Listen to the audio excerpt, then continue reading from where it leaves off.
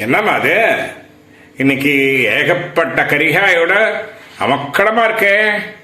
இன்னைக்கு என்ன விசேஷம்? நான் இன்னைக்கு ஒரு கூட்டாஞ்சோறு பண்ண போறேன்.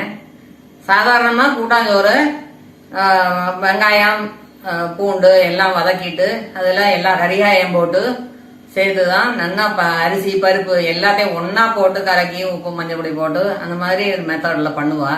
அதுவும் சூப்பரா இருக்கும் டேஸ்ட். ஆனா இன்னைக்கு ஒரு டிஃப்ரெண்ட் மெத்தட்ல நான் செய்ய போறேன். ஆனியன் கார்லிக் இல்லாம எல்லா கரிகாயம் போட்டு செய்ய போறேன். இதுவும் நல்லா சூப்பரா இருக்கும். குழந்தைகளுக்கெல்லாம் கொடுக்கும்போது ஒரே மாதிரி கரிகாயை கொடுக்கப்படாது இல்லையா? அப்பப்போ நம்ம ஒன்ஸ் இன் வயல் நம்ம டிஃப்ரெண்டா ட்ரை பண்ணி இந்த மாதிரி கொடுத்தோம்னாக்கா அவார்டுக்கும் நல்ல போஷாக்கா நல்லா இருக்கும். அது எப்படி பண்றதுன்னு இப்ப பண்றேன் பாருங்க. Okay, go ahead. ஒரு கப்பு சாதம் வடிச்சு வச்சிருக்கேன். ஒரு கப்பு துவரம் பருப்பு அதையும் வேக வச்சு வச்சிருக்கேன். ஒரு நெல்லிக்காய் அளவு புளி கரைச்சி வச்சிருக்கேன். ஒரு சின்ன பச்சை மிளகாய், ஒரு ஸ்பூன் இஞ்சி விழுது, கொத்தமல்லி, கருவேப்பிலை. வானொலி அடுப்புல வச்சு நல்லெண்ணெய் கொஞ்சம் விட்டுக்கிறேன். 2 ஸ்பூன் அளவு விட்டுருக்கேன். கடுகு 1.5 ஸ்பூன் போடுறேன். பிடிக்கட்டும்.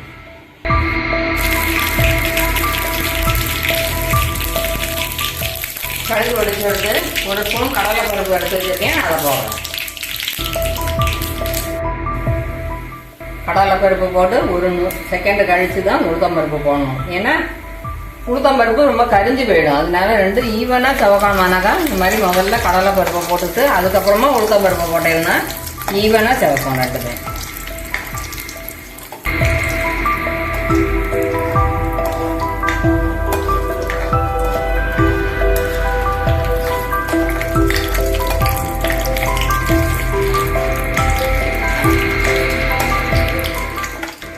இந்த குட்டி பச்சை மிளகாய் இருக்குல்லையா, அதை கிள்ளி போடுவோம்.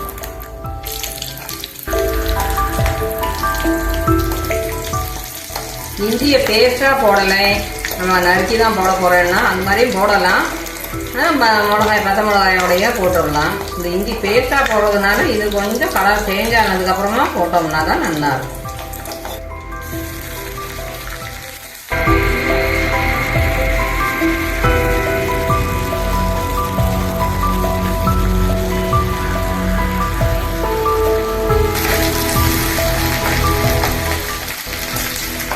இந்த சத்தம் அடங்கினோன்னா வரமிளகாய் போடணும். முதல்ல போட்டோம்னாக்கா வரமிளகாய் கரிஞ்சு போயிடும். அதனால தான் இந்த மாதிரி போடுறேன். கருவேப்பிலை போட்டுடலாம்.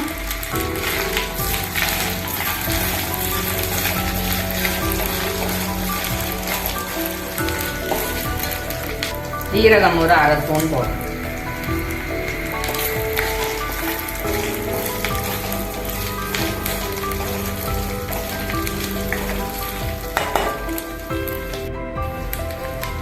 பெருங்காயம் ஒரு 1/2 ஸ்பூன் அளவுக்கு போட்டுக்கலாம்.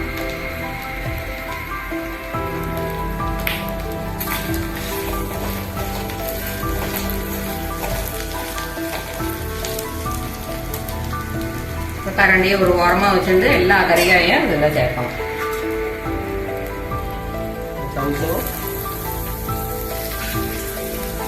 காராமணி, பீன்ஸு, capsicum, carrot, வெண்டைக்காய்.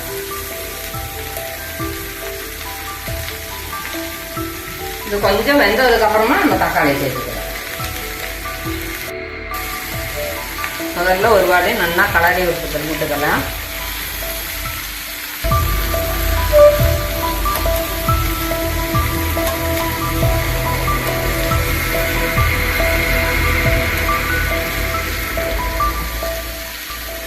அடுப்பை சின்னதாகவே வச்சுட்டு இதெல்லாம் பண்ணுவோங்க. பெருசாக வச்சுட்டோம்னாக்கா நம்ம கலர்றதுக்குள்ளே அடியில் இருக்கிறதெல்லாம் வதங்கி போயிடும், மேலே இருக்கிறது அப்படியே இருக்கும். அதனால நம்ம சின்னதாக வச்சுட்டோம்னா கொஞ்சம் நிதானமாக கூட கலரிக்கலாம்.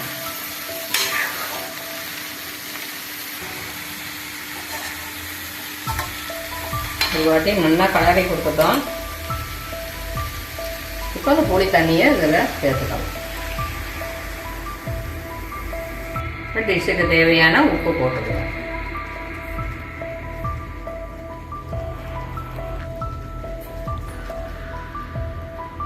ஒரு ஸ்பூன் மஞ்சள் பொடி,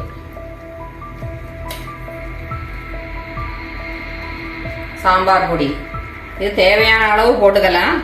ஏன்னா நம்ம பச்சை மிளகா போட்டிருக்கோம், வரமிளகா போட்டிருக்கோம். அதனால இது எவ்வளவு தேவையோ அது போட்டுருந்தா போதும். இதை நல்லா கலந்து கொடுத்துக்கலாம். அடுப்பு சின்னதாகவே வச்சுருக்கேன்.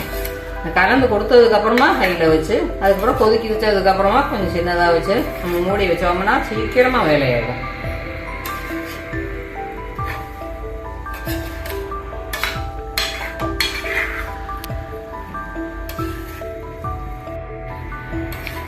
என்ன சொல்ற, கொஞ்சம் புரியும்படியா சொல்ல. அதுதான் நான் என்ன பண்ண போறேனோ அதை முதல்ல ஷார்ட்டாக சொல்லிட்டேன். இப்போ பண்ணுறதை ஃபாலோ பண்ணாலே நல்லா புரிஞ்சிடும். புதுசாக ஒன்றும் சொல்லாது. இதை இப்படி ஈவனாக பரப்பி விட்டுறணும்.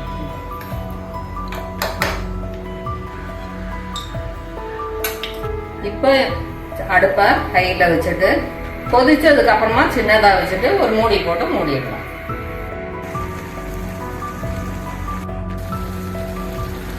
சின்னது பண்ணிட்டு ஒரு லிட்டு வச்சு மூடிடலாம்.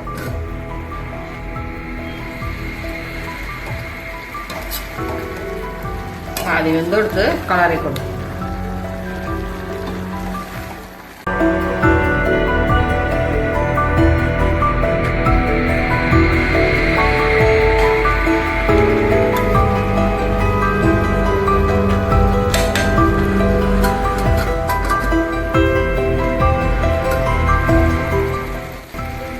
முக்கால்வாசி வெந்துடுது.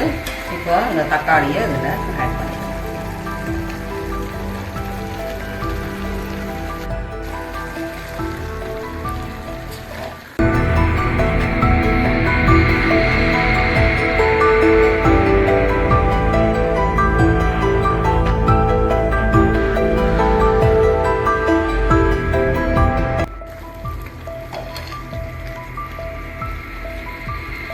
ஒரு வாட்டி நல்லா கலரி கொடுத்துட்டோம். இப்போ மீடியம் ஃப்ளேமில் வச்சு ஒரு வாட்டி கலரி கொடுத்துட்டோம்னாக்கா நல்லா வெந்துடும். எல்லாமே சேர்ந்துடும்.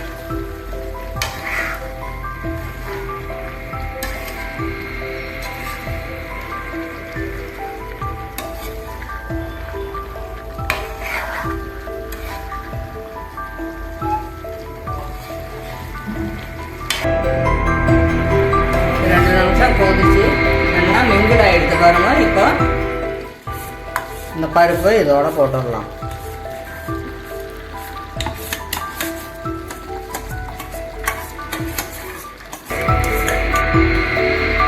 சாதமும் போட்டு நம்ம கலக்க போறதுனால தண்ணி கொஞ்சம் விட்டுக்கலாம்.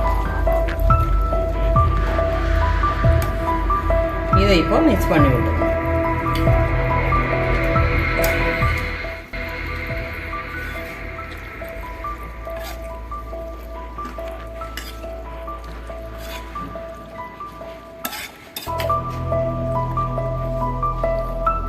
இது என்ன கிரேவி சப்ஜி அப்படிம்பாலே அதே மாதிரி தானே இருக்கு.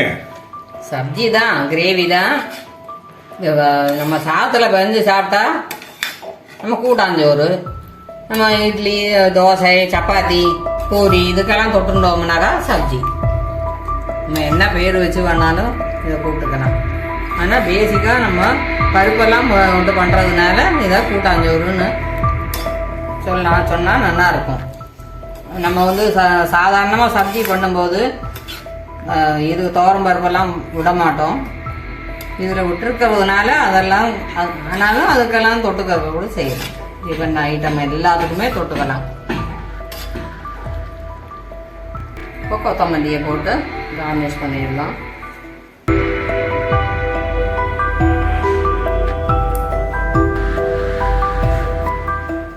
அடுப்பை ஆஃப் பண்ணிவிட்டு நம்ம இப்படி கொஞ்சம் அமுக்கி கொடுத்தாலே இது கொஞ்சம் வெந்துக்கும். ஒரு 2 நிமிஷம் கழித்து நம்ம கலரி வச்சோம்னா இன்னும் நல்லா வெந்து அதில் அந்த டேஸ்ட் அப்படியே இறங்கும். கொத்தமல்லியோட டேஸ்ட், வாசனை.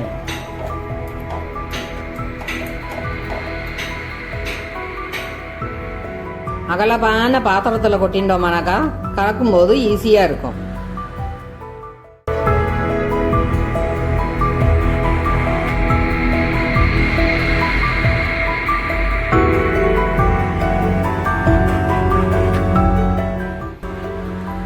சாதத்தை இதோட மிக்ஸ் பண்ணிடலாம்.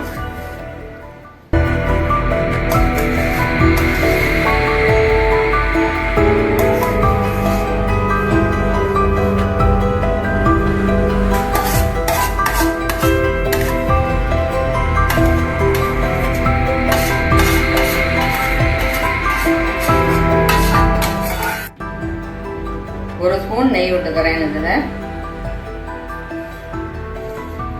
என்னன்னா கலரி கொடுத்துடலாம்.